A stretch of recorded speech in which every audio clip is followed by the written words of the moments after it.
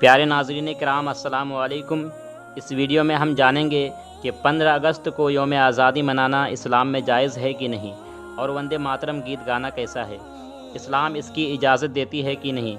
Video میں آگے بڑھنے سے پہلے آپ سے گزارش ہے کہ ویڈیو پسند آنے کی صورت میں دل سے ایک لائک ضرور کر دیں اور دوسرے لوگوں کو بھی شیئر کر دیں۔ چینل کو سبسکرائب نہ کیے ہوں تو ابھی سبسکرائب کر لیں اور گھنٹی کے بٹن کو آل پر سلیکٹ کر لیں۔ اب آئیے جانتے ہیں کہ یوم آزادی منانا کیسا ہے۔ تو پیارے ناظرین کرام، آپ کو بتاتے چلیں کہ برسوں پہلے ہندوستان انگریزوں کا غلام تھا۔ تب ہندوستان کو انگریزوں سے آزادی دلانے کے لیے تمام مذاہب کے لوگوں نے ایک جٹ ہو کر انگریزوں کے خلاف آواز بلند کی، جس میں علماء کرام، بزرگان دین بھی شامل تھے۔ بڑی جدوجہد اور جانوں کی قربانی کے بعد 15 اگست 1947 کو ہمارا ملک ہندوستان انگریزوں سے آزادی حاصل کی۔ یہ آزادی ہم سب کو ملی تھی۔ اسی کی بدولت 26 جنوری 1950 کو بھارت کا سنویدھان لاگو ہوا، جس میں تمام مذاہب کے لوگوں کو اپنے اپنے مذہب پر چلنے کی آزادی دی گئی۔ تو دوستو، 15 اگست ہو یا 26 جنوری، تو اس میں خوشی منانے میں کوئی قباحت نہیں ہے، ہم سب خوشی منا سکتے ہیں۔ تو دوستو، 15 اگست ہو یا 26 جنوری، کسی بھی موقع پر آپ خوشی ضرور منائیں اور دعائیں مانگیں، دعائیں خیر کریں، مگر شریعت کے دائرے میں رہ کر ہر کام کریں۔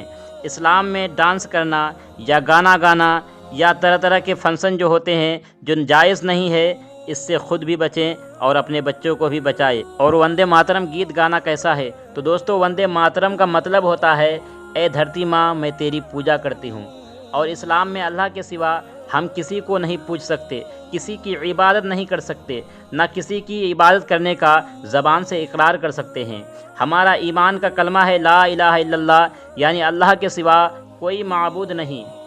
ہم ہندوستان سے پیار کرتے ہیں، بے پناہ الفت و محبت کرتے ہیں، جس طرح ماں باپ، بھائی بہن، رشتہ داروں سے پیار کرتے ہیں، اسی طریقے سے۔